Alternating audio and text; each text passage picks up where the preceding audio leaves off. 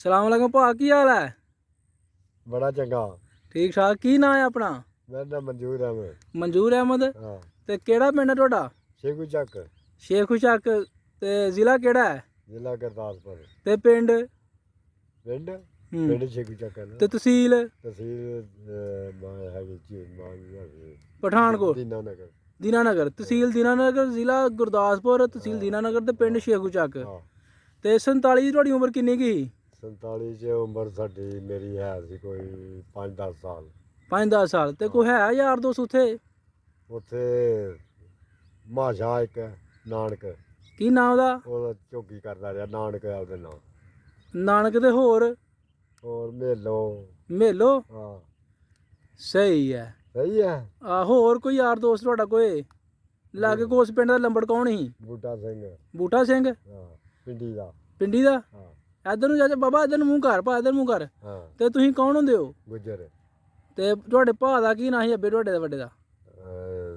ਜਿਹੜਾ ਬੁੱਢਾ ਸੀ ਸਾਡਾ ਆਹੋ। ਤਾਜਦੀਨ। ਤਾਜਦੀਨ। ਤੇ ਤੁਹਾਡਾ ਕੀ ਨਾਂ ਹੈ? ਮੇਰਾ ਨਾਮ ਮਨਜ਼ੂਰ ਹੈ। ਕੋਈ ਯਾਰ ਦੋਸਤ ਉੱਧਰ ਤੁਹਾਡਾ ਕੋਈ ਸੁਣੇ ਤਾਂ ਉਹਨੂੰ ਕੋਈ ਕੀ ਪੈਗਾਮ ਦੇਣਾ ਚਾਹੁੰਦੇ ਹੋ? ਕੋਈ ਦੋਸਤੀ ਯਾਰੀ ਅੱਗੇ ਪਿੱਛੇ?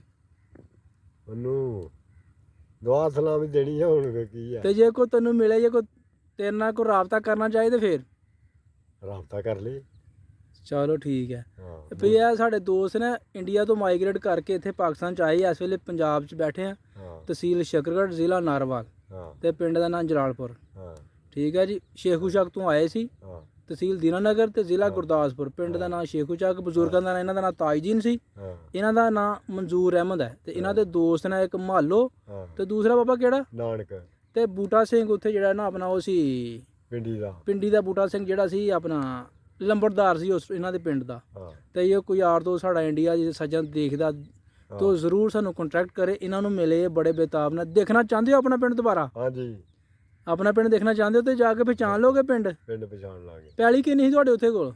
ਪਹਿਲੀ ਉੱਥੇ ਹੈ ਕੋਈ 10-12 ਕਿੱਲੇ ਤੁਹਾਡੀ? ਹਾਂ, ਸਾਰੇ ਭਰਾਵਾਂ ਦੀ। ਸਾਰੇ ਪਰ 10-12 ਕਿੱਲੇ ਦੀ ਜ਼ਮੀਨ। ਜ਼ਮੀਂਦਾਰ ਬੰਦੇ ਨੇ ਇੱਥੇ ਵੀ। ਇਹਨਾਂ ਸਾਡੇ ਪਿੰਡ ਵੀ ਜ਼ਮੀਨਾਂ ਦੀ ਮਾਸ਼ਾਅੱਲਾ। ਹਾਂ। ਜਿਹੜਾ ਉਹਦੇ ਵਾਲਾ ਪਰਮਿਟ ਇੱਧਰ ਵੀ ਪਿਆ। ਤੇ ਇਹ ਯਾਰ ਦੋਸਤ ਸਾਡਾ ਕੋਈ ਇੰਡੀਆ 'ਚ ਵੀਰ ਸਿੱਖ ਸਰਦਾਰ ਦੇਖਦਾ ਤੇ ਸਾਨੂੰ ਜ਼ਰੂਰ ਕੰਟੈਕਟ ਕਰੇ। ਬਾਬੇ ਮਨਜ਼ੂਰ ਨੂੰ ਮਿਲੇ, ਮਾਲੋ ਨਹੀਂ, ਬੂਟਾ ਸਿੰਘ ਜਿਹੜਾ ਲੰਬੜਦਾਰ ਸੀ ਉਹਨਾਂ ਨੂੰ ਇਹ ਜਾਣਦੇ ਨੇ। ਹੋਰ ਇੱਕ ਦੋ ਬੰਦੇ ਦਾ ਨਾਂ ਲਿਆ। ਹੋਰ ਤੁਲਸੀ ਮਿਲਕੀ। ਤੁਲਸੀ ਤੇ ਮਿਲਕੀ ਉਹ ਵੀ ਜੱਟ ਸੀ? ਉਹ ਹਿੰਦੂ ਸੀ। ਹਿੰਦੂ ਸੀ। ਹਿੰਦੂ ਮਾਸ਼ੇ ਸੀ। ਹਾਂ। ਤੇ ਉਹ ਵੀ ਗੰਡੇ ਪਿੰਡੀ ਦੇ। ਗੱਦੋ ਪਿੰਡੀ ਦੇ? ਪਿੰਡੀ ਦੇ ਗੰਡੇ ਪਿੰਡੀ। ਗੱਡੇ ਪਿੰਡੀ ਦੇ ਲਾਗੇ ਕੋਈ ਗੱਡਾ ਪਿੰਡੀ ਪਿੰਡ ਹੈ। ਹਾਂ। ਜਿਹੜਾ ਕੋਈ ਯਾਰ ਦੋਸਤ ਦੇਖਦਾ ਤਾਂ ਜ਼ਰੂਰ ਸਾਨੂੰ ਕੰਟੈਕਟ ਕਰੇ। ਮਿਲਣਾ ਵੀ ਚਾਹੁੰਦੇ ਨੇ, ਆਪਣਾ ਪਿੰਡ ਦੇਖਣਾ ਚਾਹੁੰਦੇ ਨੇ। ਹਾਂ। ਤੇ ਬਹੁਤ ਮਿਹਰਬਾਨੀ, ਬਹੁਤ ਸ਼ੁਕਰੀਆ, ਥੈਂਕ ਯੂ।